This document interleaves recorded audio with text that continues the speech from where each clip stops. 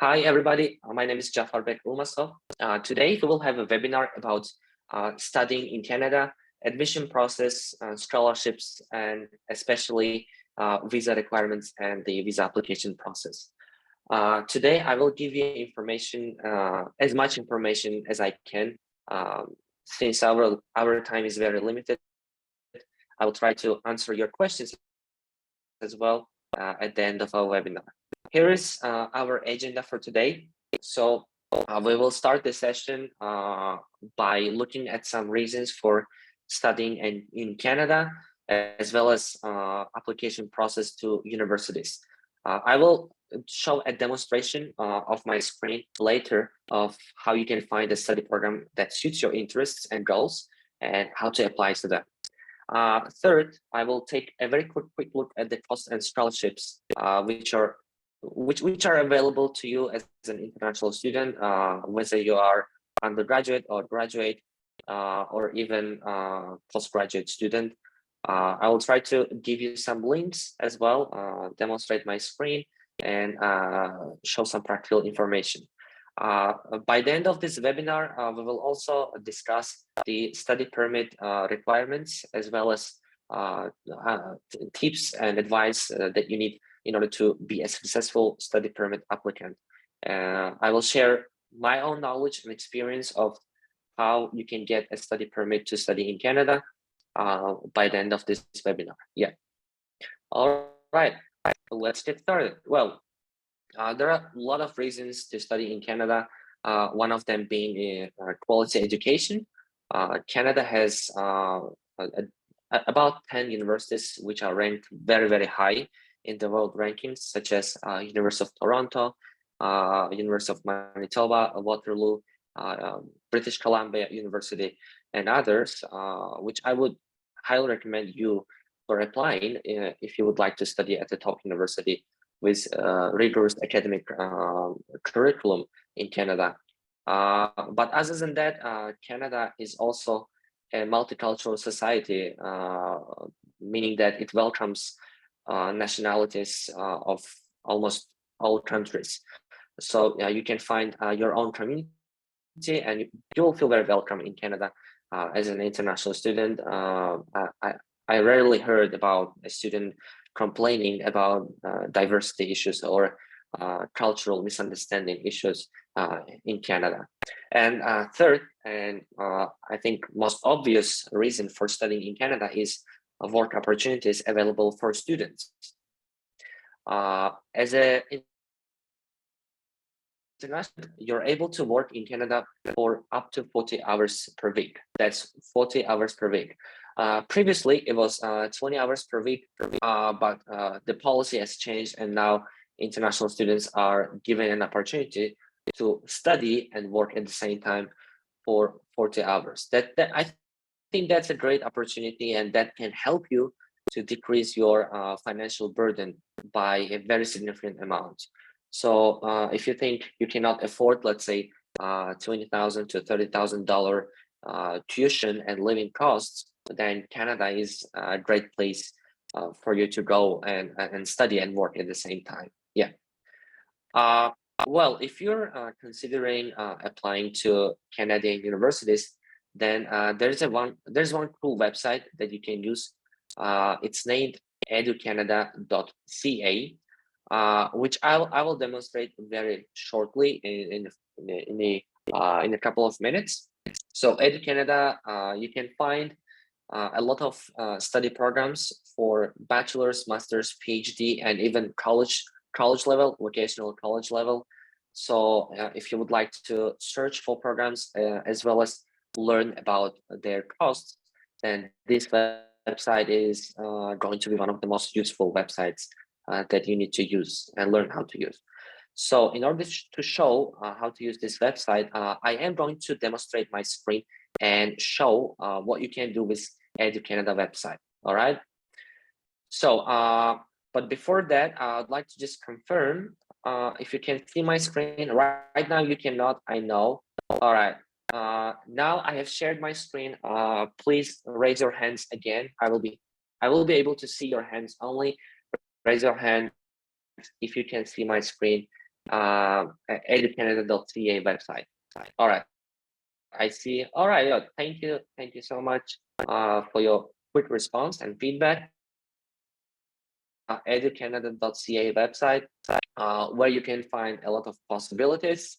The website has tons of information for international students, including admission information, programs overview, scholarships, tuition and costs, as well as work opportunities.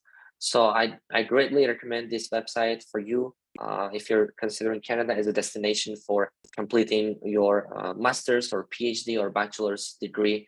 Then you have to start with this website. All right. So how do you look for universities on this website? Well, this is the homepage of the website. Once you're at this homepage, you need to go to search colleges and universities link. All right. So you see search colleges and universities. You click that web link. Okay, I just clicked it. It's loading. It takes some time to load because again, this website has wealth of information. Well, once you go to this website, you will be able to see this page. In case you do not see this page right away, you can go to home page, click find programs and costs, and then search colleges and universities. Okay, so in case you are lost, you just try to follow this this sequence of the links. All right, homepage, find programs and costs, search colleges and universities, and then you will be able to see this search page. On this search page, you have to filter what kind of universities you would like to look for. So I'm going to provide a couple of examples for you. Now, I would like to request you, a couple of you guys, to write down the major that you would like to have in the future. Like, what do you want to study in the future? Please type that in the Q&A. I will be able to see it, and then I will look for that kind of program in this search engine. Okay. All right, law. The first program I saw is law. Okay, I'll try to look for the programs in law major, but could you please also specify, sorry for not saying this earlier, could you please also specify what type of degree you want to have? Do you want to go for master's, or are you talking about postgraduate degree? Like, if you chose law, this is my guess, probably you are a current bachelor's student and you would like to go to a graduate school, because law is not available in most of the cases. Law is not available at bachelor's level. So for that reason, please type if you're looking for master's or bachelor's. Okay, I see. I see a lot of responses. Thank you. All right, master's degree in law. Let's start with that one.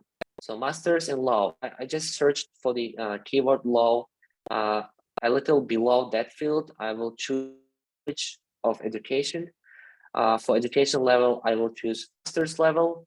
And now when it comes to provinces, which is states, so regions in Canada, well, I do have preference. So if you don't have any preference, you may just click no preference and then go to display of list of programs.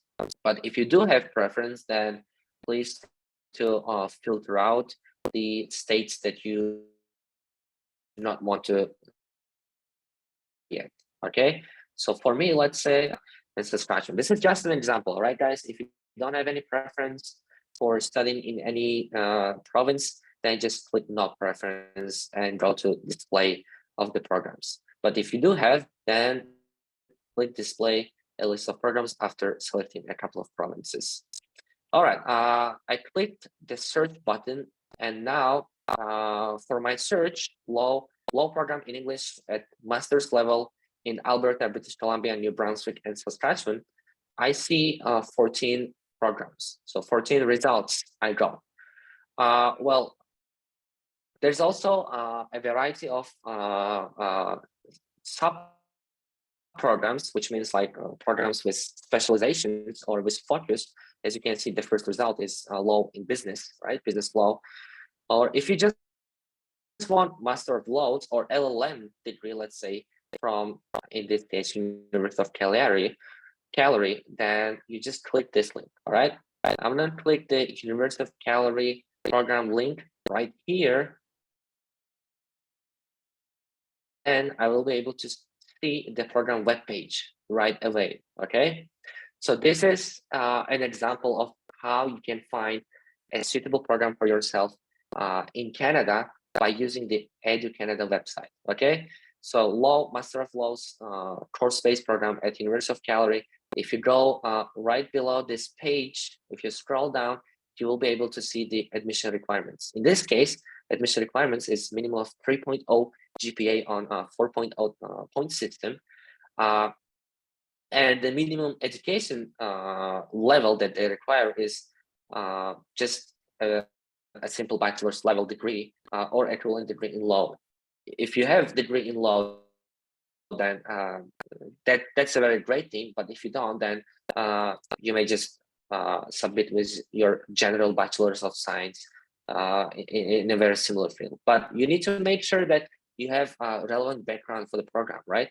For example, if you have IT degree at bachelor's level, then you cannot really apply for a law program in, let's say, in right? Okay, if you scroll down further, okay, give me 1 second. If you scroll down a little further, you will be able to see even more requirements, like especially English language proficiency requirement. This is one of the most frequently asked questions actually by students who would like to study in Canada, like what is the minimum IELTS score, what is the minimum TOEFL score that we have to have. Well, to answer this question, generally, you need to have at least 6.0 in IELTS, 6.0 at least for general programs, all right? But in this case, for Master of Law program at University of Calgary, you need to have at least 7.0 in the IELTS test, 7.0. And there is even minimum section requirement part, which says you need to have minimum of 6.5 in each of the sections, including writing, reading, speaking, and listening, right? So yes, that is the case because law program is reading and writing heavily includes reading and writing. Like you need to read lots of pages with lots of papers, and you need to write lots of reports, like 10 pages to 20 pages of assignments almost every week. For that reason, you need to have very good command of English, right? If you have alternative certificates which prove your English language skills, such as, let's say, Pearson test of English or Cambridge C1, then you need to have a minimum of 191. And for Duolingo, by the way, which became quite popular method of proving language skills in the recent years after COVID-19 pandemics, you need to have a minimum of 135 with no subscore of 115. Okay, this is only for Master of Law program, right? I'm not going to scare you. I mean, with IELTS 7 subsection 6.5 requirement, but this is the program that Master of Law requires, right? This is the requirements that they require. Yeah. All right. I'm going to provide you with another example. So I'm going to go to Q&A again. All right. So another very popular request I see. Okay, information technologies bachelor, information technologies master, computer science bachelors. Wow, a lot of people who are interested in IT and computer science. LLM, okay, I just showed LLM, bachelor's IT, bachelor's computer science. All right, cool. I'm gonna do another example for bachelor's in computer science program, all right? So I'm gonna click computer science right here. I'm gonna choose English. I'm gonna choose just university. Oh, actually I can do both university and master, but for now, let's stick to bachelor's level, right? So I chose university level, which is equivalent to bachelor's, right? If you're looking for graduate degree, like master's degree, I mean, then you need to click this one. So if you click those, and let's say I don't have any or territories of Canada, and I click playlist of programs, and then I will be able to see all the programs available for bachelor's in computer science in Canada, any province. All right. So right now I see, wow, there is 190 results found for my search criteria, which is quite a lot. 100 results, that's too much. That's because we indicated quite a few filters. So that's why preferably try to include as many filters as possible, like including the Canadian states, territories, or a specific keyword if you're looking for a very specific program, like that's Bachelor of Science in Computer Science, right? For example, you can see Bachelor of Arts in Computer Science program, Mount Allison University, Sackville, New Brunswick. By the way, one of my students studies at this university. He actually recently got to Canada, Begzo John Narzikrulov, yeah. So you can go to the website of the program, specific web page, and see what they require for you to have in order to apply. Well, in this case, I don't see, oh, right, okay, here. So if you want to see admission requirements for Bachelor of Arts in Computer Science program, then you need to click a couple of information. Let's say, okay, I'm interested in Bachelor of Science. Let's say I'm a high school student, right? International from Uzbekistan. Then list of requirements will pop up, and I will be able to see all the requirements that I have, including official transcripts, regular admission. You need to have 65% grade, which is a little above 3.0 out of 5-point scale.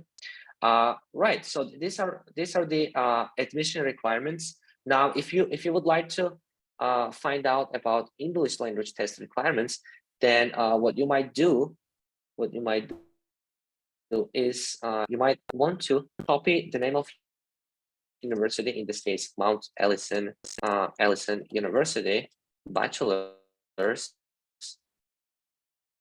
IELTS requirements, like that. Just feel free to Google, and Google will show you, in most cases it will show you exact information that you are looking for. So in this case, Mount Allison University admission requirements, and I see English language requirements, accepted standardized tests, includes IELTS academic 6.5 overall with no band score lower than 6, right? All right, so if you have IELTS score, or if you have this Duolingo English proficiency test, then you feel free to apply to this university for computer science program. All right. I'm not going to waste the whole webinar time on searching for universities, right? I do understand that you're very interested in using this website, so that's why follow us in Telegram or Instagram. We will share the link to this website in Telegram as well as Instagram. All right, and you'll be able to see, enter, and click the filters and see what programs are available for you. All right. I'm going to and continue presenting my slides in a second. Okay. Again, I just need your confirmation and feedback. If you are able to see my screen, could you please raise your hands? You need to see the screen which says applying to universities and a snapshot of the browser. Do you see that? Okay, thank you. Thank you very much. I got your feedback. All right. Cool. So what are the costs and scholarships available in Canada, at the university specifically? So statistically speaking, average tuition fees and living expenses in Canadian universities are going to be about $30,000, $30,000 to $35,000. That's the US dollars, all right, American dollars. It's going to be around $30,000 to $35,000. If you convert that to Canadian dollars, it's going to be roughly 40 something thousand Canadian dollars. Well, that's the average tuition fees and living expenses. It could be even higher than this amount or lower than this. All right, that's the average. Most universities provide scholarships and some form of funding for international students. Scholarships are available especially for graduate students, including PhDs, because Canada, oops. All right, I guess my connection is not very good. Okay, let me see. All right, okay, I'm sorry. I think I was having internet connection problems. Can you again, I'm sorry for asking you to do too much, but can you please raise your hands again if you, yeah, if you can hear me clearly, all right?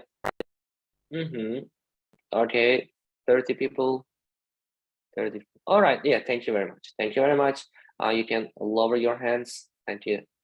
Okay, sorry. So I was talking about the costs and scholarships. Well, yeah, I was mentioning that PhD students are really preferred, and they are really given generous scholarships by Canadian universities as well as government. But at the same time, students who want to apply for undergraduate programs as well as masters, they also have a lot of opportunities for receiving scholarships or some other form of funding.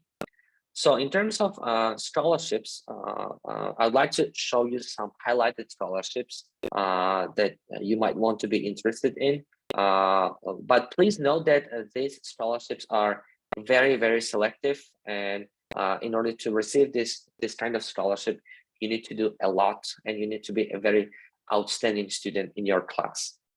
So some of the highlighted scholarships may include international student scholarships at York University, or international entrance scholarships at University of Calgary. Besides British Columbia as well as University of Waterloo, they provide scholarships for bachelor's and graduate level students as well as PhDs. You can browse their websites, and there will be a lot of scholarship opportunities. But again, please note that these universities are highly selective, and their acceptance rates are also low, meaning that if you're not an outstanding student in your class or from your country, then you probably have very little chances of getting these scholarships. Apart from these scholarships, universities also provide private funding, private scholarships. For example, in case of universities that I just mentioned, they have their own scholarships which amount at about 5,000 to 10,000 Canadian dollars. So Canadian universities are not as generous as American universities, I would say. In the US, if you apply, let's say for bachelor's program, then average amount of tuition fee, well, it's around $40,000, but you will be able to get a very generous scholarship amount of like 25 to 30 to even $40,000 in the US. But that's not the case in Canada. One reason for that is because Canadian universities are not as expensive as the US universities on average.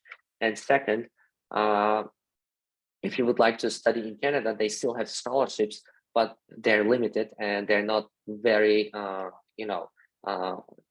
they're not in high amounts. That's my point. Yeah, but if we again talk statistically, then on average, if you receive some form of scholarship, especially for a bachelor's program, then full cost of attendance for 1 year of studies will be around $18,000. Right? This is for bachelor's programs especially, because again, for bachelor's, there's few scholarship opportunities, but you can still receive them in very limited amounts. But if you're wanting to apply to master's or even PhD level programs, then your full cost after receiving some form of scholarship or assistantship or other type of funding, then full cost could be could become even $0, like you don't have to pay anything. This is true especially for PhD programs, because again, Canada seeks a lot of PhD candidates, just like most of the other countries do, because many people do not end up applying to PhD programs just because PhD becomes not necessary to many people. And second, PhD is not interesting to many people, right? Because you have to do a lot of research, work in the lab, work with professor, supervisor, do a lot of reading. Like many people do not prefer that. That's why there's little supply and demand thing in the PhD field. All right. So again, I'd like to summarize.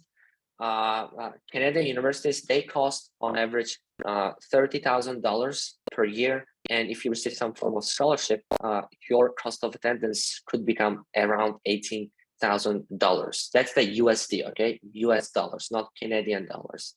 If we talk in Canadian dollars, then full cost will become about 28 to 30,000 Canadian dollars after receiving some scholarship. All right. Let's continue. So this is the main topic of our webinar today, study permit. This is why many people visited today's webinar, I guess.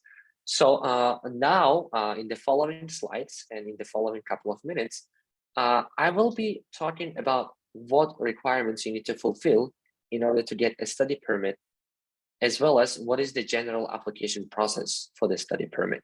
All right.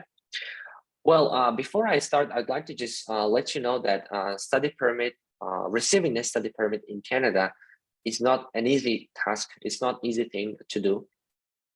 A lot of students get rejections for study permit due to a lot of reasons, like insufficient funds or insufficient evidence to show that student wants to come back to his or her own country after finishing the program.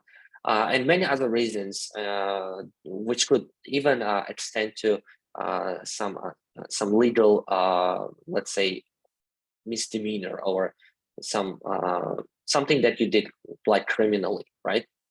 But there are steps if you would like to receive a study permit in Canada,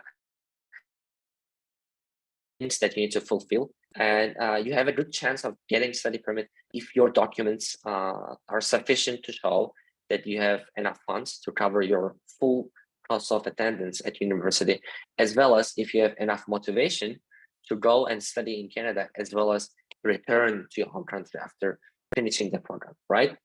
So what are these documents? Well, I am showing you right now a list of the most essential documents which are needed for Canadian study permit. I will be describing them one by one, but I will be giving especially more information about proof of financial support documents. All right. So the first essential document you need to have is, of course, proof of acceptance from university, or in Canadian study permit language, designated learning institution, which is basically university accepting you. They need to send you an official letter of invitation to come to Canada and study, right? If you have that proof of acceptance, then you are able to apply for a visa. But in order to apply, you will need to have the following documents. Valid passport for traveling, which means in Uzbekistan, for example, you need to have a travel passport, which is in red color, with enough expiration date for you to go to Canada and study, which means you need to have at least 4 years ahead for your expiration date. All right. Next document, no, I would say a set of documents. Next set of documents which you need to have is proof of financial support. It will include a lot of types of documents, which I will describe in the next slide. So let's skip this one and go to the next one for now. The next type of document you need to submit is letter of explanation. Letter of explanation is basically a motivation letter and explanation letter for Canadian ambassadors or visa officers to understand your case and to understand your goals in general. Why do you want to visit in Canada and study? You need to answer such questions as why did you choose this specific university, or why did you choose this specific program? Why do you want to study, let's say, law or computer science? And why do you want to do all of this in Canada, right? And the final question you will need to answer in letter of explanation is, do you have enough funds to cover your expenses? Do you have any sponsor, or are you going to sponsor yourself to cover the full cost of tuition as well as living expenses? If you have scholarship, please prove it with letter or with some other form of proof sent by your university. Well, usually, if you have a scholarship covering most of your expenses, like let's say your tuition fees, then you won't be having a lot of trouble with proving your financial support document. Like you don't have to submit a lot of financial support documents to Canadian government in order to prove that you have finances, right? But otherwise, if you don't have a lot of scholarship, like if your scholarship doesn't cover most of your expenses, then you will need to have a substantial set of documents which can prove that you have enough money to pay your expenses, right? Which again, I will describe in the next slide. Just give me 1 minute again. And the final document you will need to submit, which is essential, all right, is IELTS 6.0 at least. So this is the least IELTS score that you need to have. Preferably, of course, you need to have IELTS 6.5 or even above, because Canada is English-speaking country, and you will need only English language to speak, as well as work and study. Alternative tests will include Duolingo, TOEFL, Cambridge examination tests, Pearson, and other test forms, which you can check on university websites. All right. Now, I'd like to talk a little about financial documents, which you will need to submit for Canadian study permit. The first important financial document you need to have is bank statement with 3 months history, right?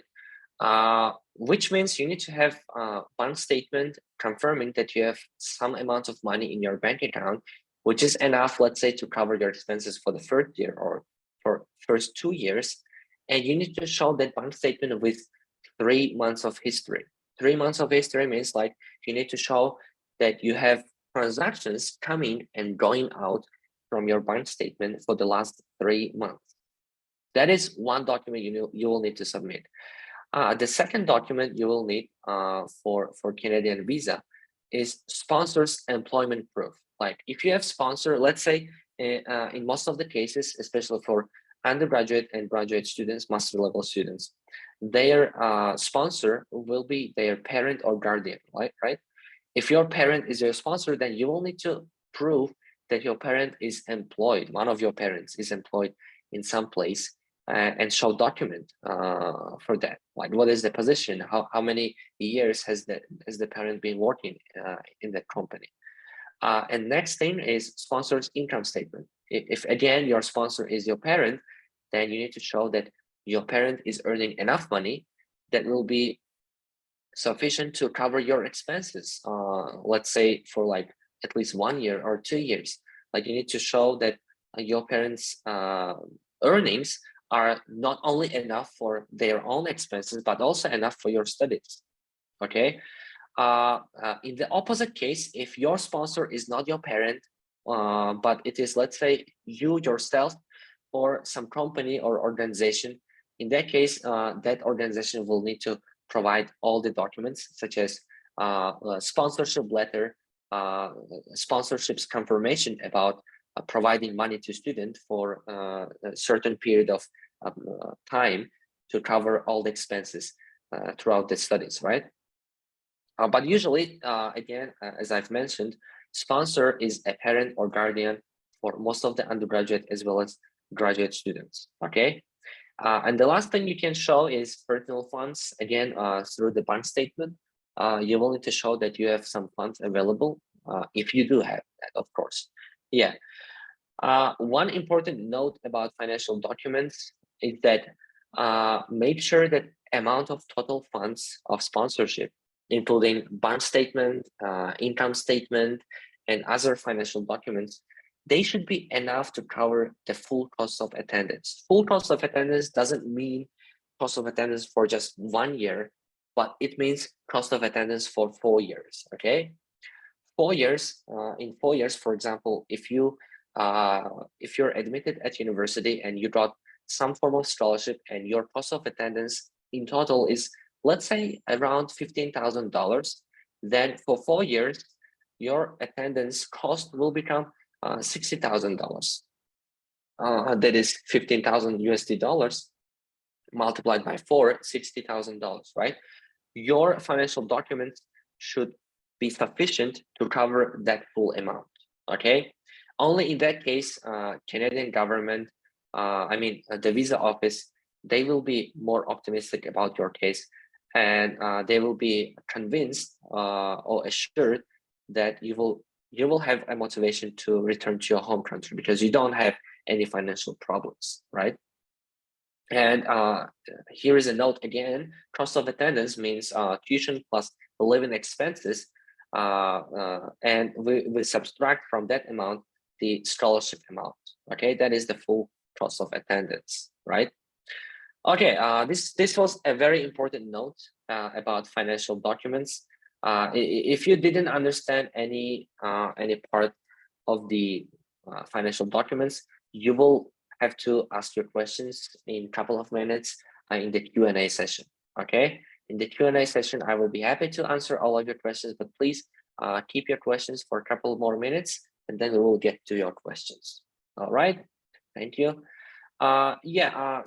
Recently, this webinar actually was inspired by our student, Bexel John School. So I'd like to just show my gratitude to this student of ours who is currently studying at Mount Elsie University in New Brunswick. He's studying business program at that university, and he recently got his visa and arrived at Canada in January, I think. Yeah. For that reason, we decided to offer a Canada mentorship program at the Globe Study, which will be covering full support for admission process as well as visa application process to Canadian University. Canada mentorship, it will include such assistance help such as personal admission strategies. So we will be working with you personally to create your admission strategy to a designated university that you choose. And we will also help you to choose university as well as scholarship if you don't have much knowledge of Canadian universities and admission process. And third, we will show you a full application support, including writing essays, writing specific letters to universities, submitting your documents, helping you collect your documents, and filling out the applications as well. And the last component we would like to offer you is visa application and strategy. Canadian visa, just I've mentioned multiple times, it requires very good consideration and thinking. You have to be prepared to submit any types of documents, and in some cases, documents will not include only the documents that I have just mentioned, but even more documents than that. So that's why it requires a strategy and a lot of thoughts that we mentors at Globe Study provide you with. Yeah. Pricing ranges from $300 for Canada Mentors Program, and you can ask a more detailed question about the mentorship program from our administration or during the Q&A session. Right, and as a webinar participant, you will get $30 voucher, which means you can get discount for $30 for any service that you would like to apply for. But you just have to mention that you were a participant of the webinar and show your voucher code. If you would like to take a screenshot of the voucher, please feel free to do it now. But if you cannot, then you will receive this voucher code and the screenshot in your email that you have registered with for this webinar. Yep. Okay, I'll give you a few seconds. If you want to take a screenshot, do it now. All right. So let's move on. So moving on to the next thing. You can also receive a checklist, a couple of checklists from our team. You will get checklist of Canadian visa documents. Again, the documents I showed you today in the slides are the most essential documents, but apart from those documents, there will be certain documents you will need to submit to Canadian visa office in order to maximize your chances of getting study permit. And the list of full documents, such as diploma and transcripts, their translation, some passport copies, medical examination certificate, and others will be sent to our Telegram channel and mentioned in our Instagram stories. So feel free to follow or subscribe if you would like to receive any of those. You will also receive a list of universities that give scholarships to international students in Canada. Again, this will be posted in our Telegram or Instagram. You should expect this checklist to be posted by January 24, which is Tuesday midnight. All right. All right. This is now time for questions. So if you have questions that you have been thinking about throughout this whole webinar session, please ask them in the Q&A section now. Okay. So I'm going to go by order. So there were some questions that were asked during the webinar. I'm going to answer them to your questions later. Okay. All right. Okay. The question that I am seeing right now is, I could not take visa for USA last year. This year, do I have chance to take visa for Canada? Okay. So that is a very personal question. I would say my answer would not be like 100% true because I do not know the full circumstances of your situation. I am not sure about why you got visa rejection, and we of course don't have time to go into details for that. But my general answer, regardless of your circumstances, would be yes, you have chances of getting visa for Canada if you do not have serious, let's say, criminal problems, or if you meet the financial document requirements as well as a motivation letter and other documents that I've mentioned sufficiently for the study permit. Yeah, if you do meet all of them, of course you do have chances of getting visa. Getting rejection from United States doesn't mean that you'll get rejected from all the other countries for visa, right? Okay, I hope that helps you answer your question, right? Okay, what about American University's application process? Okay, there's another question about American University's application process. We actually have a couple of videos on our YouTube that you can watch, which will explain how to apply to American universities. But if you do need like really much assistance with applying to American universities, then you can reach out to our administration and they can help you get started with it. But if you need like practical help from our side, then you'll have to purchase our services. But that is a nice suggestion. I mean, in general, I will suggest to my team to host a webinar about application process to American universities. And if we come to agreement, then we will host about it the webinar, and we'll let you know through our Telegram or Instagram. Thank you, Elchin. Okay. Okay. Next question. I see. I entered University of Canada West for MBA and paid deposit. After that, I got LOA. Okay, a letter of acceptance. Please, can you help me to apply visa and give advice to write study plan? Okay, that's a I think personal question. I would say I would recommend you to reach out to our administrator and discuss this question. Of course, we are able to provide you with assistance for applying to Canadian study permit and giving you some advice, personal consultations. We at Globe Study, we have free consultations available. They are usually hosted on Fridays. So if you're interested, again, just reach out our team on Instagram or Telegram, and they will be able to answer your questions and help you get started. I'm gonna leave Telegram link. Okay, admin club study.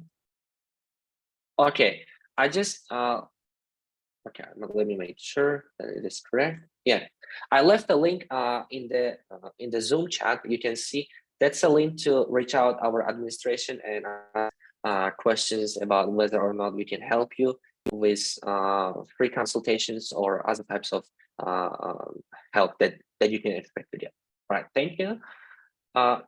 Who can become a sponsor? I have uncle in Canada. Can he sponsor me? That's the next question. Okay, so who can become a sponsor? That's a very nice question, I would say. And the second part of the question is, I have some relevant relative in Canada. Can that person be a sponsor for me? Okay, now sponsor can become anyone, like anyone can be your sponsor. Regarding your uncle in Canada, who has possibility of becoming your sponsor, of course, it really depends. The question is, I would say, again, personal, and it requires consideration as well as some research into students' background. But my general answer would be that yes, uncles or any relatives who are currently resided in Canada, they can become your sponsors, but you have to consider this side, which I would like to talk about now. So if your uncle is in Canada, and he's going to sponsor you, which means he's going to pay you, like, let's say $20,000 or $30,000 every year to cover your studies, will you have a motivation to stay in Canada after you finish your program and pay the money back to your uncle? Well, if not, then you have to prove that you are not going to stay in Canada. If yes, then you're probably going to get rejected for study permit. So yeah, you have to be careful about the uncle, whether or not your uncle can become your sponsor. I think yes, definitely he can, but you need to be very, very careful and think before you show him as a sponsor, because the visa officer might misunderstand your case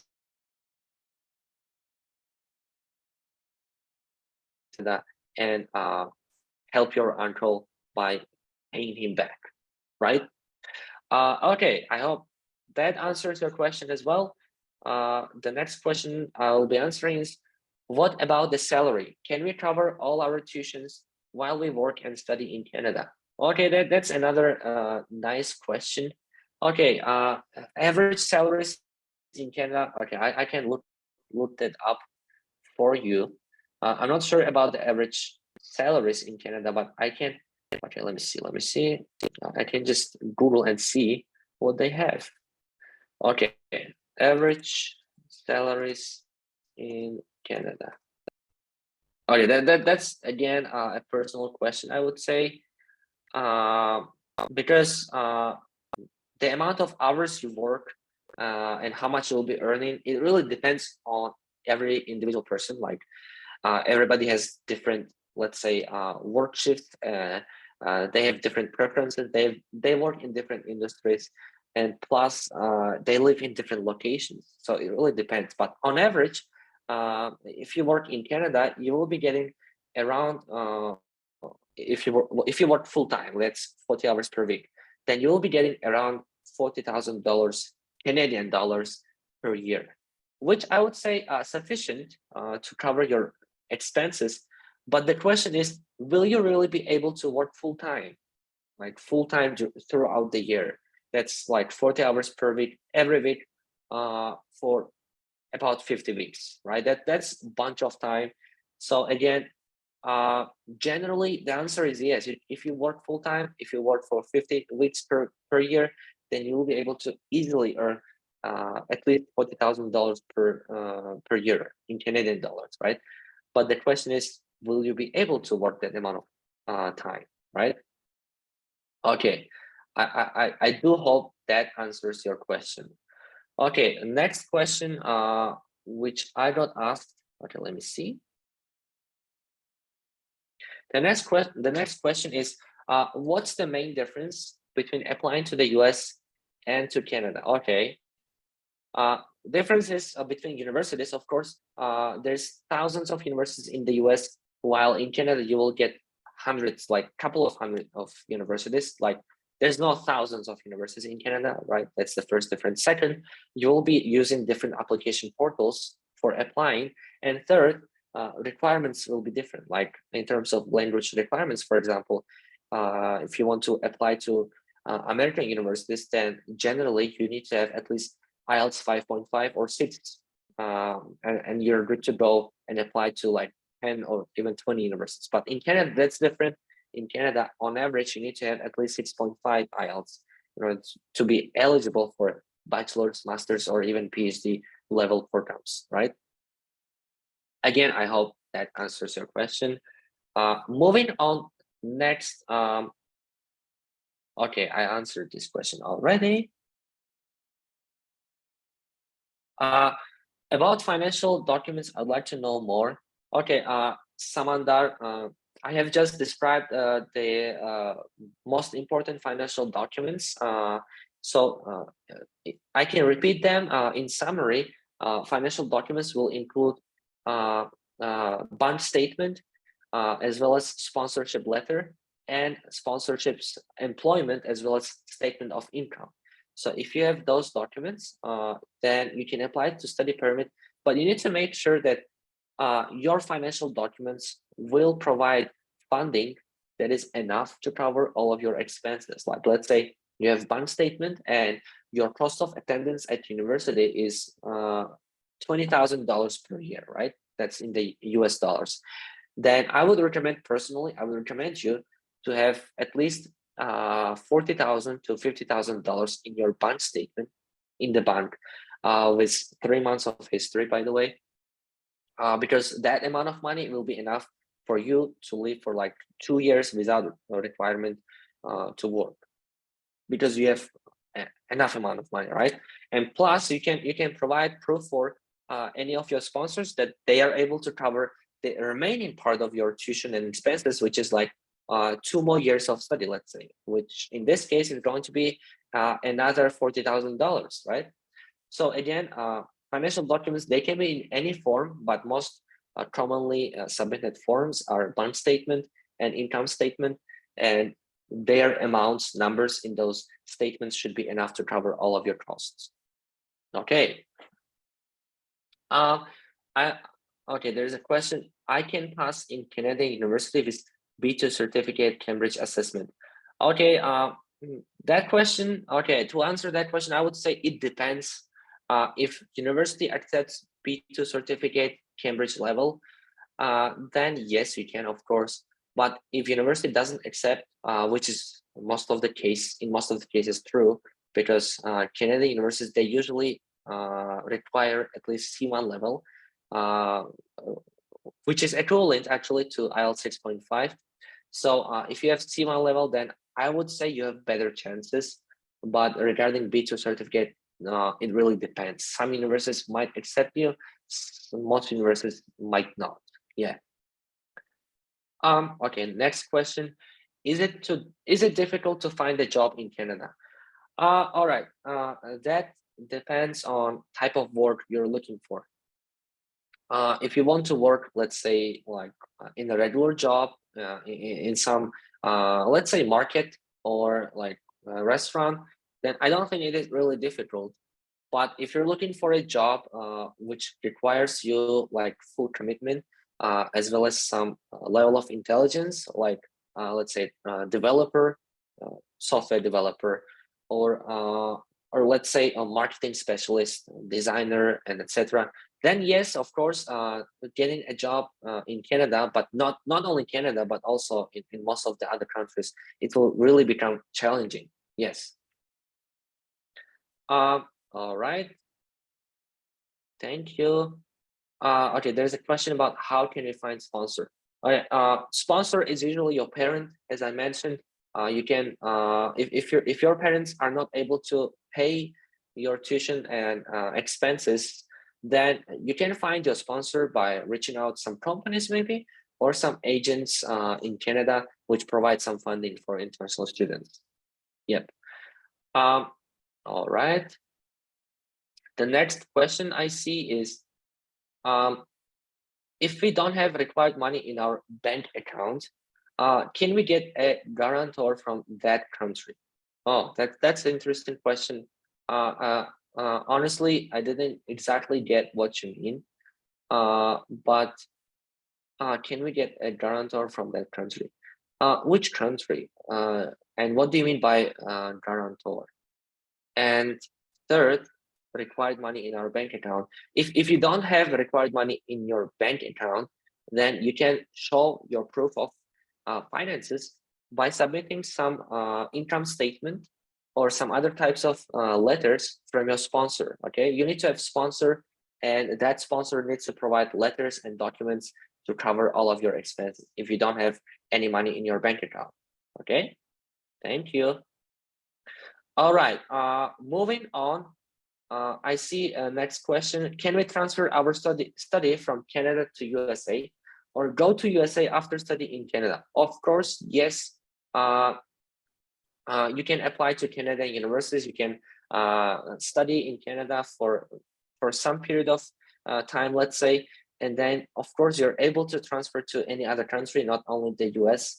Let's say if you want to go to UK and continue your studies, because you might have found better study choices, then yes, you can transfer. You can transfer and you can go to the USA after you, let's say, study in Canada. Yep. All right. When I should pay for your services in the beginning of the process or ending of the process? Okay, at Globe Study, payment is done in 2 installments, which means you need to pay half of the amount for service in the beginning when we start the process of application, and the remaining part when you get admitted to university. Okay, thank you.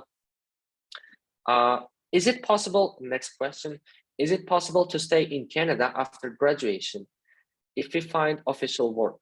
Yes, that's a nice question, I think. For those who want to stay in Canada after finishing their program, graduating, which means, then yes, you can get a job, you can apply for work permit and stay in Canada. That's actually a great opportunity if you're looking for, like, if you want to go to Canada, get a degree in some very nice field, let's say like marketing, computer science, law, or even business, then of course you will be able to stay in Canada after you get some official work of invitation. Yeah. All right, thank you. Next, what's the service fee of Globe Study? Again, just like I mentioned, you need to reach out to our administration and ask about specific service type that you're interested in, because we have more than 30 services, and we have different pricing for all of them. So you will need to reach out to our administration and ask what type of service you're looking for, and then they will give you a code. Thank you. What kind of difficulties can be with getting visa? Okay. All right. That question, I would like to thank the person who asked that question, because Behruz Aliyev. Thank you for asking that question. I personally think that's a very important question, because, well, there is of course challenges with getting visa. There will be challenges. I would say, based on my personal experience, the first challenge that you can meet is too much time to wait, right? Because Canadian study permit, it on average, it takes more than 4 months for your visa to be processed. So if you, let's say, apply to visa like today is January the 22nd, then you should expect to get your outcome, visa study permit outcome, in 4 months, after 4 months. Like, you have to wait for a long time. And you will, of course, get into uncertainties, because you'll be thinking a lot, and in some cases you'll be even overthinking about your visa outcome. So that is, I would say, one challenge. Another challenge before applying is to get all the documents, to get prepared for all the correct required documents, like financial forms, bank statements, income statements, and other documents. Of course, it's not easy to get all of those documents first, and second, to submit them, you have to be again very careful, because if you have like one small mistake in any of those documents, that could be the reason for getting rejected for study permit. Yeah. All right. Moving on. Okay, I will answer 3 more questions, and then we will finish this webinar. Okay, I will pick these 3 questions myself. There's right now like more than 15 questions hanging in the chat in the questions and answers board, but I will have to pick only 3 because I'm sorry that our time is limited. Okay. All right. First question that I would like to pick. Okay. Anis John Hamrakulov, is it possible to have vacation during the holidays to other countries organized by university? Yes and no. It depends on university, of course. But if you want to travel to other countries, I think you will have enough amount of time during the summer to travel. So during the summer, you can even work, and for the amount of money you earned, you can feel free to travel to almost any other country, including the US. So I guess, yeah, if you're planning to travel while studying, Canada can be also one of the great opportunities and options for you. Okay. Thank you. Okay. Next question that I would like to pick. Okay. Give me 1 second. Oh, there's an interesting question. Where the visa will be gotten for Canada compared to the US, which is in Tashkent. All right. Okay. The Canadian visa application process is quite different. It cannot be compared to the United States visa process, I would say. There is no Canadian embassies in Uzbekistan, so you cannot physically go to some Canadian embassy and get your visa or take some visa interview.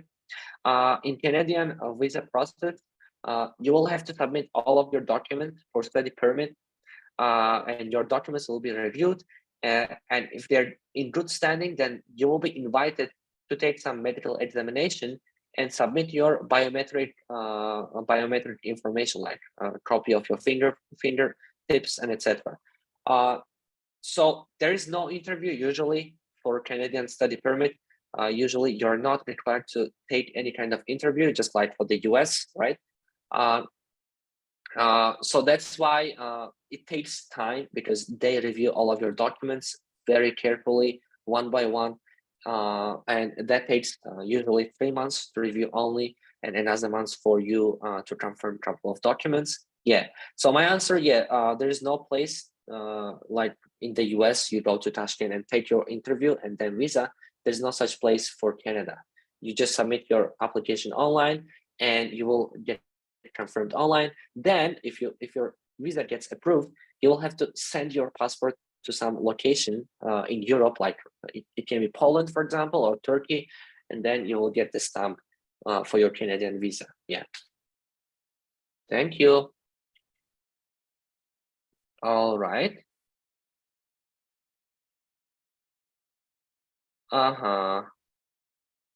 Okay, I'm going to pick the last question, and then there we will finish our webinar. Sorry, it's taking me a while to read the questions, because some questions I think I have already answered. That's why I'm not going to re-answer the questions because of our limited time.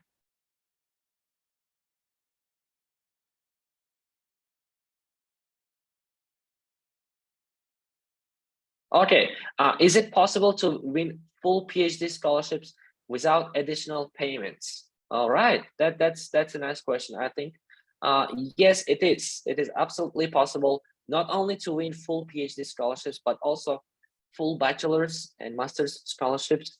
But you have to note that for bachelor's, the application pool is more competitive. So you have to be really outstanding student in order to get bachelor's full tuition scholarship.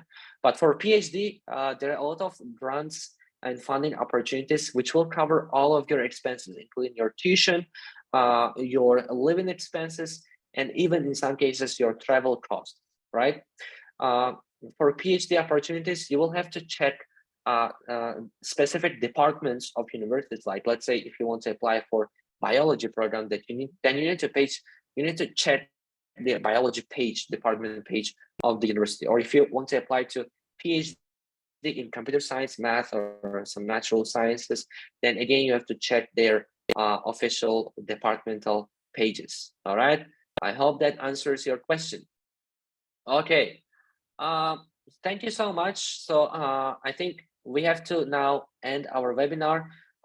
Follow us, Globe Study, for more. We'll be hosting even more sessions in the future, not only about Canada and the US, but also about Europe, the Asian countries, and some other opportunities that you have to be notified about. So follow us on YouTube, follow us on Instagram, Telegram, or Facebook, other social medias.